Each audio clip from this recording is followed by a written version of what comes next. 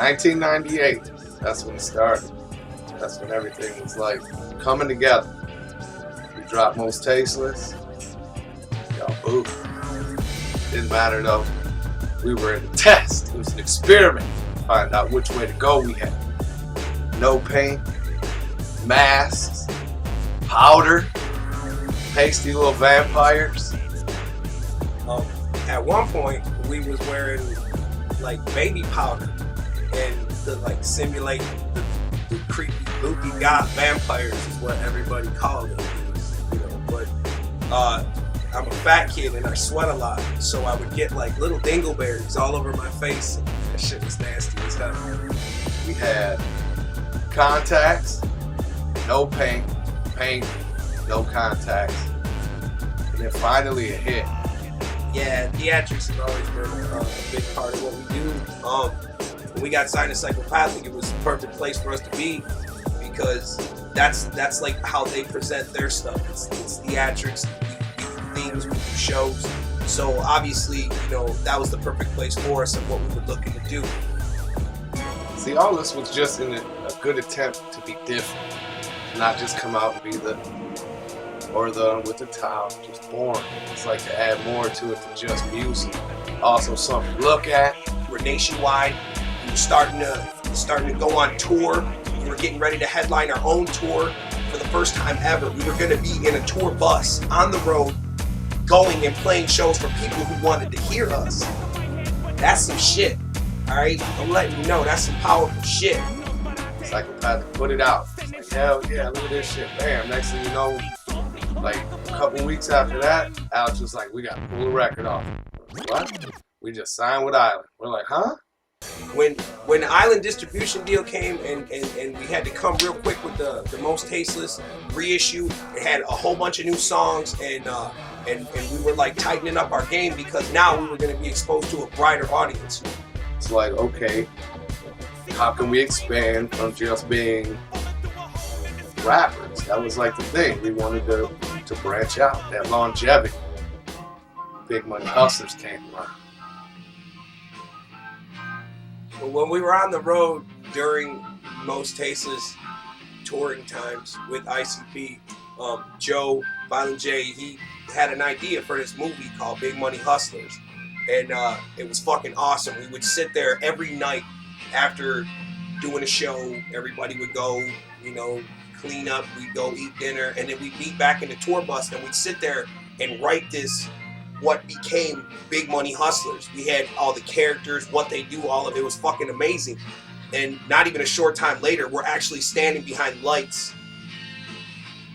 and we're filming this fucking idea we put on paper, which became Big Money Hustlers and spawned off the characters Big Baby Sweets, Lil Poop, Sugar Wolf. It's Sugar Bear, but I call the motherfucker Sugar Wolf. I fought to get him called Sugar Wolf, and he ended up being called Sugar Bear.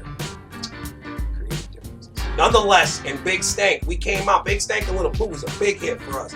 People got to see the comedy aspect of what me and Paul do. It wasn't always so rah-rah, all up in your face. We were actually making you laugh. On one aspect, we scare you. On the other aspect, we make you laugh. That's kind of makes it twisted. Everything we did during the movie was all ad-lib. I mean, we had like on the paper, this is a scene, you know, these people here with Big Stank and Lil Poop, and we just pretty much ad-libbed everything. And that's, in my opinion, what made a lot of it funny. Now we in a movie. So from all the touring and all of this, now we got a nationally distributed record. It was that successful, like whoa.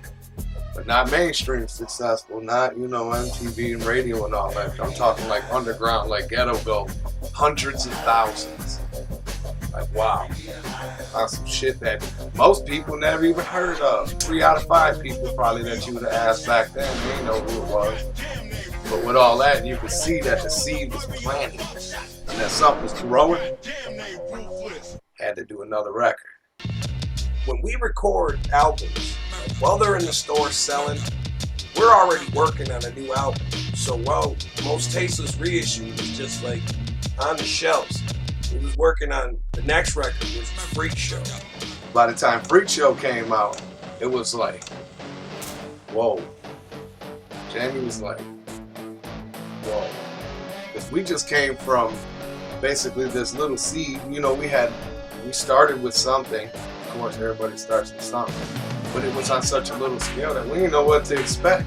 So now with being able to go out and tour, it's like, okay, we got to do it the right way. So Freak Show, first headlining tour, we had this big ass statue demon. It was devastating. It was huge. It was about 40 G's.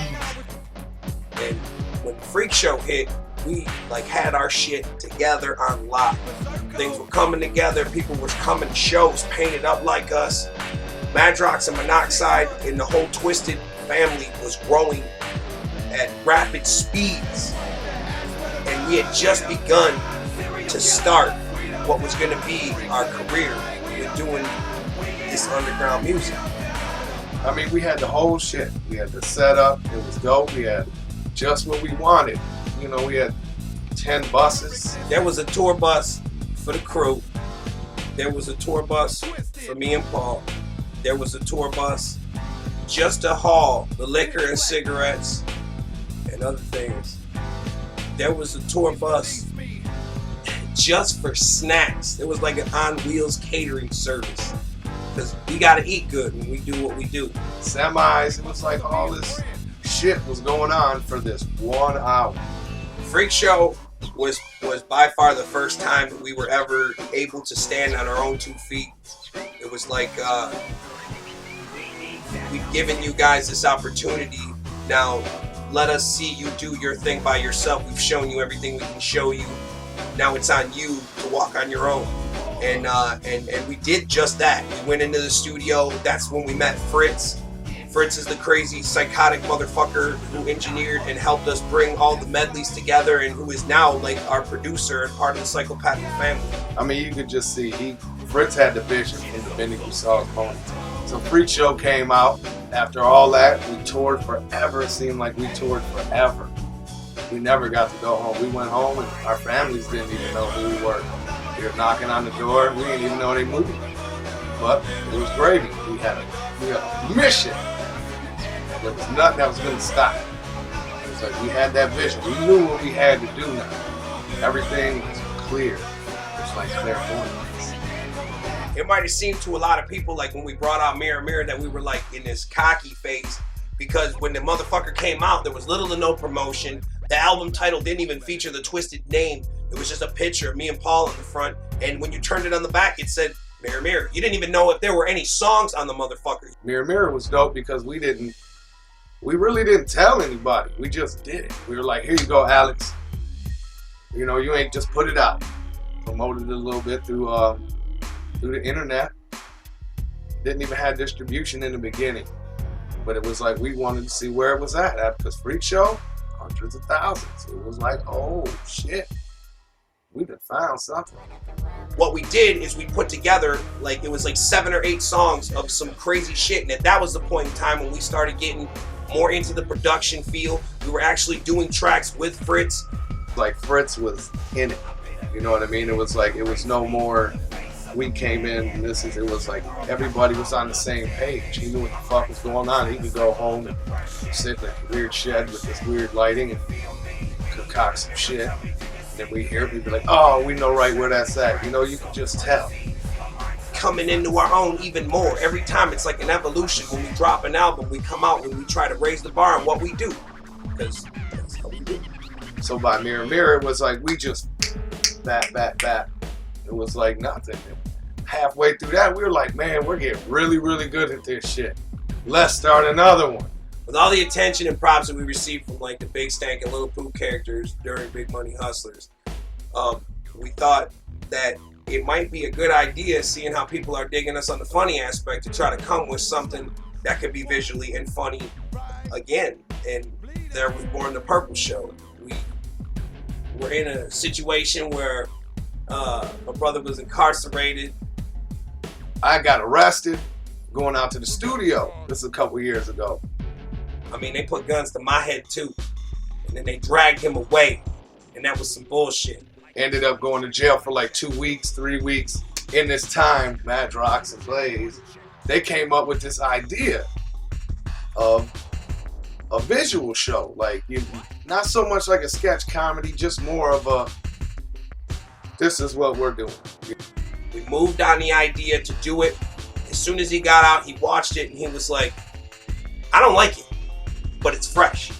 It's like he never really said that. You believe that too, you motherfucker. This cameraman guy's gonna get it too. It's called The Purple Show.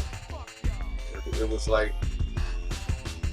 close to porno, just without all the nudity, all the foul language. It was dope. It was a good idea, but it was just done too quick. We decided that we would keep the idea and do it again. You could see, like right from the beginning, something was born. It was like, hey, that's stuff. Came out with that, and it was like just an internet thing. We'll do it, put it on the internet for a half hour, see what happens. And it popped. It was a monthly download on a website, thepurpleshow.com. You could go there each month, download a half-an-hour episode, and keep it. Stick it in your butt and do whatever you want with it for free, for motherfucking free. That's what we do for our motherfucking fan. We give shit away for free because we know it ain't nothing but love. It went from more people not being able to download it than we're able to. So it was like, okay, now you got another dilemma. How you gonna try to suffice everybody, which is damn near impossible. We've learned. But Alex is like, put the bitch out on a DVD. You know what I mean? And then if they really want it, they'll get it. Now, we agreed that as long as we're paid, we'll do that. Alex came with the idea to put it out on DVD, and we gave you one free episode that was never available on the web, and that was the DVD. And today, we're working on the new Purple Show DVD that's headed your way. That's even 10 times fresher than the first one. Everything we do, we upgrade. So if you did enjoy the Purple Show or don't even know what the fuck I'm talking about, you either need to know or don't need to know that there's a new one coming out. But that's how the Purple Show kind of came about. When we started working on the Green Book, we had a vision of what we wanted for the album. We knew that it was going to be a record that was just for us. It was more or less like a personal goal of ours. Throughout all of the chronological releases of Twiztid, we wanted to do a record just for us. Green Book was dope too because we got to like play our industry card, so to speak. It's like we went after people that if we had the chance, which we did at this point, to do a song with, who is it? So we compiled this list, you know what I mean? And it was like a lot of fuck yous and no, that never happened. But a lot of people were like, yeah, hell yeah, I'm down. Like we had E40 on the record. When Paul told me that E40 was gonna be on the album, I was like, damn, ain't gonna happen. He's not gonna do it. And it turns out that he was reading an issue of Murder Dog magazine where there was an interview with Paul, and Paul gave him props and was like, I check your shit out because this shit's fat. And lo and behold, you know, he read the same article and was like, you know, much respect for the props and whatever. And, you know, he said he checked with his spud and he gamed him up and told him that we were the shit. And next thing you know, he was on the album. And that was big for us because we don't usually get to rub elbows with people that, you know, are considered stars. We don't consider ourselves stars. We're underground motherfucking crazy lunatics. So to be able to do tracks with people that other people bump was big shit for us. We ain't never done that. We had one Bushwick on the record. Yeah, he was. Who else was on the record? We had Lazy Bone on the record. There was a bunch of people. Lil Jon was gonna be on the record. I'm gonna keep saying that. Get it crunk! He's gonna kick your ass. Just a whole bunch of people. It was dope. It was like, okay, that came out. We had the Devastating cover. We had all that shit. And it came out, and to tell you the truth, nobody really gave a shit about who was on the record. Nobody was like, yeah. I can't believe, you know, it was just kind of like, okay, if they could have fast forwarded through their parts to get to our parts, it wouldn't have mattered. That's probably what they had to do. So, we were like, that's it, no more of that. No more guests on the albums because it don't matter. They want to hear who they want to hear. And that became the Green Book. We talked about songs that were personal to us, It was all mostly geared and based upon us. It was a look through our eyes, like we've always seen through everyone else's eyes, as far as the Juggalos and the fam and everybody like that. But on the Green Book, it was more of an aspect where you got to see what was going on inside of our head, and turned out to be one of the classics in our catalog. So now, after all them hundreds and hundreds of thousands of records, we bring you to Man Smith. It's our version of before and after, so to speak. It's all the shit that everybody's been raised on, all the urban legends, all the aliens, just all the myths behind the government, all types of little political innuendos and bullshit that everybody's been raised on, and now you're fucked up and you're mutated. Nobody's normal. Nobody's just regular. If we were regular, we wouldn't have the president that we have. Put it like that. This album is special in every aspect, in every way, from the lyrics to the packaging to the fucking artwork. Each panel in the motherfucking artwork represents a famous myth that each one of us was brought up and raised on. Everything from the songs to the artwork, for the album cover, everything tells a story. It tells this story of some sort. You got the aliens. You got the empowerment ruler. You got superstition. I mean, it's all there, right for your eyes. Pull it out. Take it out of the jewel case right now and take a look at it. And when next time you're playing the album, look through the motherfucker when you're listening to the album. You know what I'm saying? Maybe you gotta do and take a look. Really look at the shit. It's deep. Man Smith and Mute. That's what it is. It's before and after. It's before you're mutated into what society wants you to be. How this album differs from the other albums as far as production wise is it's more of a collaboration, like a melting pot. There's so many different producers on the album.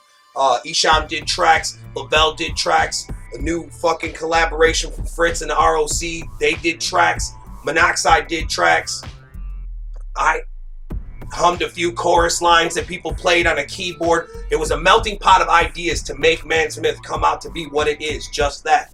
Something all brand new, something all twisted, and at the same time, very scarily a throwback to what made us what we are. I mean, one thing that we know for sure is we'll probably have a lot of explaining to do. We said some shit, but we don't say nothing we don't mean, so if we rubbed your balls the wrong way, feel free to challenge. We'll have a reason. You'll see. Bottom line, we live in a fucked up world. There's not a single time you can turn on the television, pick up a newspaper, a magazine of anything without reading some horrible shit that basically makes you be like, what kind of fucking world are we living in? This album is more or less a reflection of that.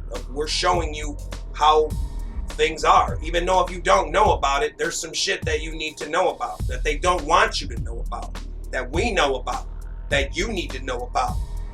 I just said know about a whole bunch of times, but you need to know about that shit. So we're fucking shoving it down your throat this time so you know about it. And you can break that cycle of shit that they taught you. Aliens do exist. Aliens don't exist. You read the newspaper. You can probably go through a newspaper and find 200 myths right in that motherfucker. Never believe everything you read. But anyway, it was like just this collaboration. It was like all this bullshit going on, all this stuff that it was like, if you think about it, we've been raised on this shit. Everything, you know what I mean? Everything. You have religion, and the priests, they're supposed to be like your best friends and all that stuff. And then we find out all the stuff about the Catholic Church. You know, it's just crazy. And I'm sure they ain't the only ones. And then you talk about presidents, hiding aliens. That shit's real. We've seen it. You think I should say that? They'll probably, I don't know. Aliens don't exist. I'm telling you. Just listen to it. It's all relative. It's all relative! So basically that was it. And hope you enjoyed the the Man's Myth DVD featurette, and we'll catch you around. Excited. All right, thanks a lot, man. Hey, man, you got a fucking problem? This whole fucking interview, every time. No, you're making jokes about my brother. He's in here being serious, trying to talk about shit. You got jokes, motherfucker? No, I'm saying, do you got motherfucking jokes? Come on. What the fuck, man? Get out. Fucking want some? Want some, motherfucker? Come on. Fucking bullshit, man.